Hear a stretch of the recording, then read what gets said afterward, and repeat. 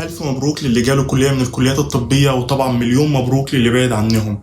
أيوة، مليون مبروك، لأن أنت عندك خيارات كتير أكتر من اللي في القطاع الطبي ومسحول في المعلومات الطبية والكمية الضخمة من المعلومات الطبية، ومش عارف يشوف حياته جنب الجامعة. وطبعا لو جيت سألتني من 3 سنين وقلت لي أنا داخل أولى جامعة محتاج نصايح، ما كنتش هقول لك النصايح اللي هقولها لك في الفيديو ده، لأن الأمر اتغير والحياة الواقعية اتغيرت جدا عن زمان. هكون دليلك في الفيديو ده، وطبعا هعرفك اللي ليك واللي عليك في الجامعة. في الأول ما تنساش تكون مشترك في القناة عشان يوصلك كل الفيديوهات اللي بنزلها أول ما تنزل على طول.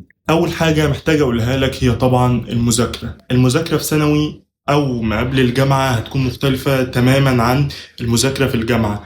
انت في الجامعة بتكون بتاخد معلومات مكثفة بطريقة مش طبيعية، فلازم تكون مركز انت هتذاكر ازاي، وايه النقط المهمة وايه النقطة اللي اركز عليها لأقصى درجة ان هي ممكن تيجي في الامتحان، وايه النقطة اللي ممكن اقرأها او اعديها. لان زي ما قلت لك هتكون معلومات كتيرة وضخمة، وطبعا القليل المتصل خير من الكثير المنقطع. بمعنى ان انت لو عاوز تجيب تقدير او عاوز تنجح بعيدا خالص عن الأوائل، لازم تمر على المحاضرات بشكل يومي. مش شرط ان انت تذاكر كتير او تفضل قاعد على الكتاب لمدة كتيرة، ولكن لازم تكون المحاضرات في أولوياتك، وان انت تذاكر وتكون مهتم بيها بشكل يومي. تاني حاجة الصحاب، بلاش تكون open the mind. بمعنى في فرق ما بين الصحاب وفي فرق تاني خالص ما بين انك تعمل علاقات. انا محتاجك تعمل علاقات مش تعمل صحاب، لان الصحاب هيودوك لطريق، مش هقولك طريق مش كويس، ولكن هيودوك لطريق انت مش محتاجه، وقت كتير هيضيع منك على الفاضي. انما لما تعمل علاقات انت هتكون عارف ناس كتير، ناس عندها شغف مختلف، ناس عندها خبرات مختلفة. فما تحتاج الشخص ده انت هتكون عارف الشخص ده، ممكن تكتسب من خبراته اي حاجة انت محتاجها تسأله عليها. انما الصحاب انت هتكون مضطر ان انت تقابلهم بشكل يومي، تنزل معاهم، هتضيع وقت كتير على الفاضي. فزي ما قلت لك انك تكون عامل علاقات مع ناس كتير ده افضل، وده اللي انا محتاجه منك، تعمل علاقات بدل ما تعمل صحاب. تالت حاجة الشهادة مش كل حاجة. أنا لو عليا كان المفروض أحط لك دي أول نقطة، ولكن عشان تشوف الأساسيات وتندمج معايا في الفيديو.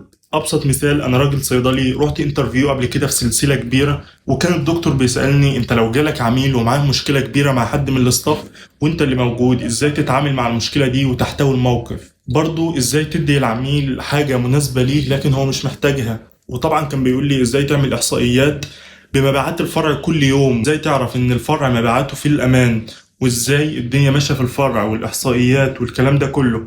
انا طبعا الكلام ده ما اخدتوش في الكليه، انا كنت مستني ان هو يقول لي، طبعا يقول لي يلا الدراج انتر اكشن بتاع الاوميز والبلافكس، طب ايه ادويه التخسيس، طب قول لي المواد الفعاله اللي هنا، طب الكلام ده، طب الكلام اللي اخدته في الكليه.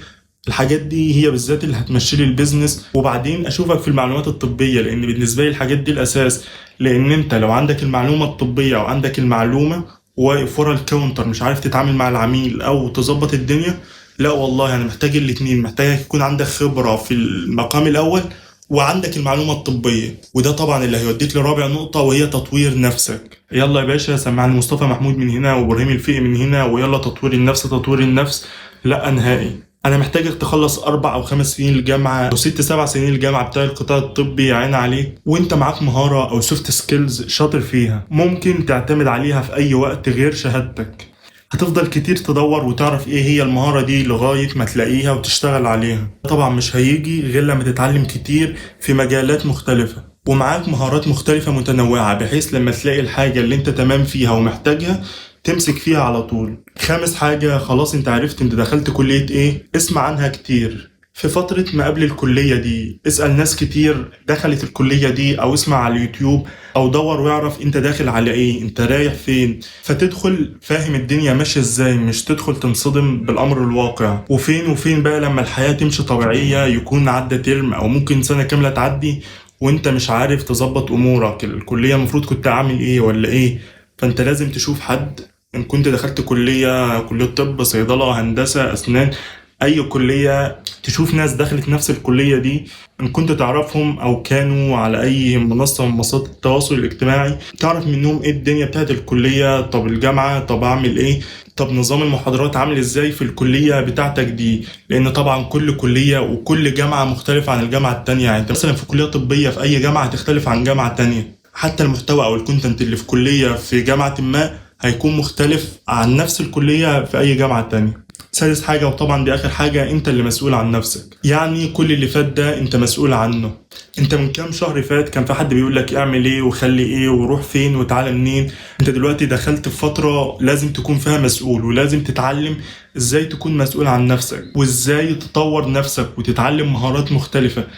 صدقني لو انت معاك المادة العلمية بس اللي خرجت منها من الكلية هتتعب كتير، وهتضطر برضو انك تتعلم مجالات مختلفة ومهارات مختلفة علشان تقف على ارض صلبة، مش تكون محترف حتى. ابني علاقات وطور من نفسك علشان تعرف ايه الصح وايه الغلط، مش ماشي ورا هواك وخلاص. هو ده اللي هيخليك تطلع قدام. وطبعا في ظل الوقت اللي احنا فيه ده والحياة ماشية بسرعة وكل يوم بيختلف عن اليوم اللي قبليه، لازم انت كمان تكون بتطور من نفسك يوم بعد يوم، وبتتطور يوم بعد يوم، مش بتقف عند نقطة معينة.